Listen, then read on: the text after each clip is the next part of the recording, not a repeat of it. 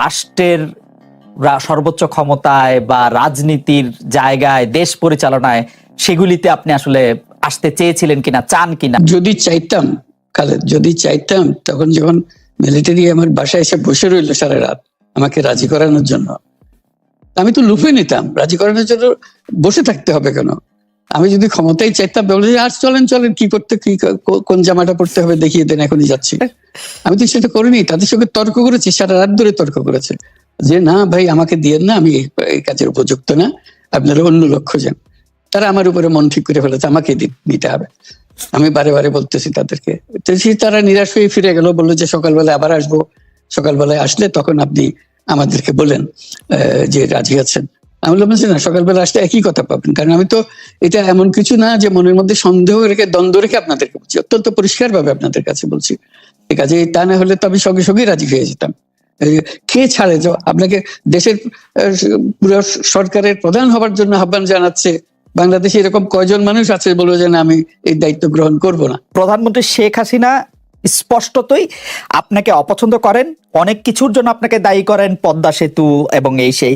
এর কারণ কি বলে আপনি মনে করেন? আপনাকে কি তিনি তার প্রতিদ্বন্দ্বী মনে করেন, নাকি সত্যি তার কাছে এমন কোনো তথ্য রয়েছে যে আপনার বিশাল কোনো রাজনৈতিক অভিলাষ রয়েছে? আপনি কি রাজনৈতিকভাবে তার প্রতিদ্বন্দ্বী হয়ে উঠছেন বলে তিনি আপনাকে অপছন্দ করছেন, না কি কারণে? আপনার কি মনে হয়? আমার মনে হয় উনি মনে করেন যে আমি দেশের সর্বোচ্চ ডাকু, সন্ত্রাসী, কিংবা আমি অপরাধী, আমি সেরা চোর, এই জাতীয় জিনিস মনে করেন। কাজে সেগুলো ব্যাখ্যা করেন উনি তার মুখে।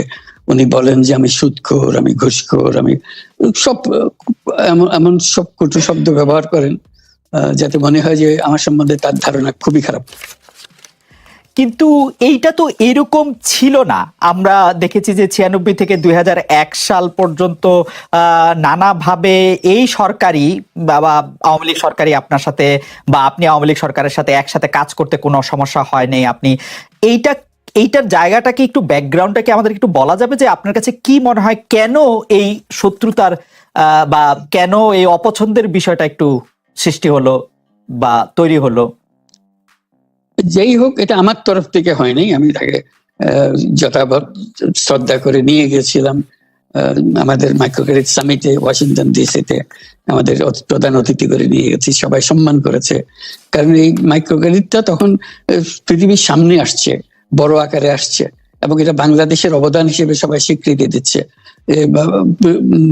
ওয়াশিংটনে দুনিয়ার সেরা যারা সবাই উপস্থিত ছিলেন, তার মধ্যে আমরা ওনাকে নিয়ে গেছিলাম এই জন্য যে বাংলাদেশের পক্ষ থেকে এই গৌরবটা যেন তিনি আমাদের পক্ষ হয়ে গ্রহণ করেন।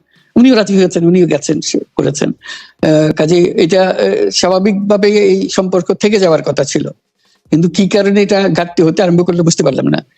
কিছুদিন পর থেকেই ওনার আচরণ এবং তার শব্দ পরিবর্তন হতে আরম্ভ করলো। এমন পরিবর্তন হলো, এখন আমাকে চোট বদমাইশ ছাড়া আর কোনো বিষয় উনি মনে করেন বলে মনে হয় না আমার কাছে। আসলে এটা নিয়ে কথা বলাটা একটু বিব্রতকরই, কিন্তু কেউ কেউ এটা বলে থাকেন যে বিশেষ করে যে 2007 সালে যে 111 সরকার আমরা যাকে বলি, তাদের যে বিরাজনীতিকরণের একটি চেষ্টা, সেই চেষ্টার মধ্যে আপনার অংশগ্রহণ আছে কিনা? যদিও বারবার বলা হয় যে আপনি আসলে সেই ক্ষমতাটা দখল করতে চেয়েছিলেন, অথচ আমরা উল্টা শুনেছি, আপনার মুখেও শুনেছি, যারা ওই সময় কৌশলভ ছিলেন তাদের মুখেও শুনেছি যে আপনাকে আসলে অফার করা হলো, আপনি সেটি ফিরিয়ে দিয়েছিলেন। কিন্তু কেউ কেউ আবার বলে থাকেন আপনি একটা লম্বা সময়ের জন্য চেয়েছিলেন। এইটি কি একটা কোনো কারণ হতে পারে? এই ব্যাপারটিকে আমাদের দর্শকদের জন্য মানে বা ইয়েদের জন্য একটু আপনি পরিষ্কার করবেন, যে আপনি আসলে রাষ্ট্রের সর্বোচ্চ ক্ষমতায় বা রাজনীতির জায়গায়, দেশ পরিচালনায়, সেগুলিতে আপনি আসলে আসতে চেয়েছিলেন কিনা, চান কিনা, বা ওই জায়গা থেকে? যদি চাইতাম খালেদ, যদি চাইতাম, তখন যখন মিলিটারি আমার বাসায় এসে বসে রইলো সারা রাত আমাকে রাজি করানোর জন্য, আমি তো লুফে নিতাম। রাজি করানোর জন্য বসে থাকতে হবে কেন? আমি যদি ক্ষমতায় চাইতাম, বলে আর চলেন চলেন, কি করতে, কি কোন জামাটা পড়তে হবে দেখিয়ে দেন, এখনই যাচ্ছি। আমি তো সেটা করিনি। তাদের সঙ্গে তর্ক করেছি, সারা রাত ধরে তর্ক করেছে যে না ভাই, আমাকে দিয়েন না, আমি এই কাজের উপযুক্ত না, আপনারা অন্য লোক খোঁজেন। তারা আমার উপরে মন ঠিক করে ফেলেছে আমাকে নিতে হবে।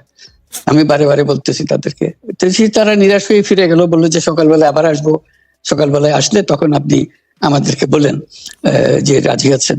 আমি বললাম যে না, সকালবেলা আসলে একই কথা পাবেন, কারণ আমি তো এটা এমন কিছু না যে মনের মধ্যে সন্দেহ রেখে দ্বন্দ্ব রেখে আপনাদেরকে বলছি, অত্যন্ত পরিষ্কার ভাবে আপনাদের কাছে বলছি।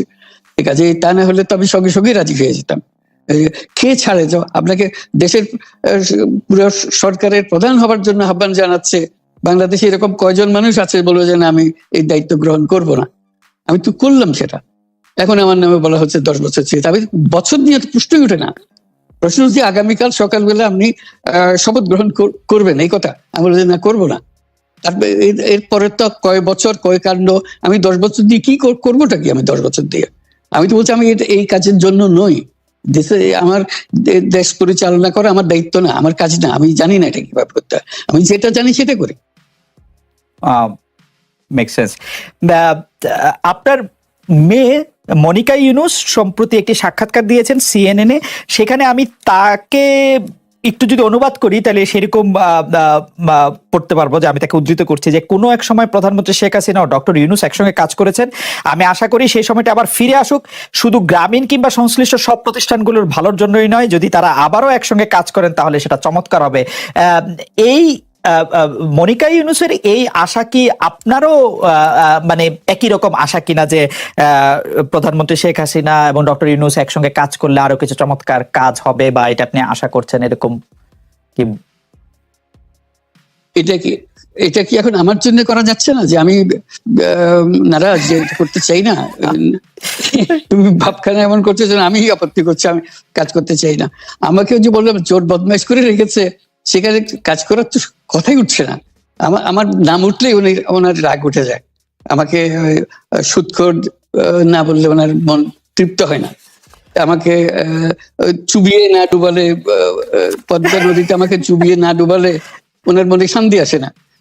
ঠিক আছে, আমি কি করে বলবো? ওনাকে বলতে তো হবে, ওনাকে যদি কিছু বলতে হয়। পদ্মা নদীর কথাটা যখন উঠলোই, পদ্মা ব্রিজ সম্পর্কে যে কথাটা সরকারের উচ্চ মহল থেকে এটা বলা হয় যে আপনি আপনার ক্ষমতা ব্যবহার করে বা আপনার পরিচিতি ব্যবহার করে বা আপনার যে একটা সাংঘাতিক রকমের গ্রহণযোগ্যতা সারা দুনিয়াতে আছে, যেটি আসলে ওয়ার্ল্ড ব্যাংক সহ অন্য জায়গায় আছে, সেটি দিয়ে আসলে আপনি পদ্মা সেতুটা বাংলাদেশ যাতে ঋণ না পায় সেটির জন্য আপনি চেষ্টা করেছেন। এই ব্যাপারটা নিয়ে কি আপনি একটু কিছু বলবেন, যে এটা আপনার বিরুদ্ধে একটা অভিযোগ? কি বলবো, এটা বলো, এটা হাস্যকর একটা কথা মুখ থেকে বলে ফেললো চোর ডাকাতের মতো, এটাও আরেকটা বলে ফেললো, এটাই সত্য হয়ে গেল। আমরা যে বারে বারে বিবৃতি দিলাম তখন এটা প্রশ্নই উঠে না। আমরা বাংলাদেশের নাগরিক হিসেবে আমরা গৌরবান্বিত যে এই পদ্মা সেতুর উপরে আমরা একটা সেতু বানাতে পারবো, এটার জন্য আমরা সবাই চাই। কাজে এটা তো বিরোধিতা করার তো প্রশ্নই উঠে না। কেন বিরোধিতা করবো? দেশে যে একটা বড় রকমের ঘটনা ঘটতে যাচ্ছে সেটা তো আমরা সবাই সমর্থন করেছি। বলেই চললেন। এখন একজনে বলতে থাকলে তো আমার করার কিছু তো নাই। উনি এত শক্তিধর যে এখানে আমার কথা তো কিছুই থাকে না। ওনার সব সরকারের যাবতীয় প্রচার যন্ত্র ওনার হাতে। আমার তো আমার গলার যত তীক্ষ্ণ। আপনি তো কথা বলেন না, বললে তো নিশ্চয়ই আপনার সাথে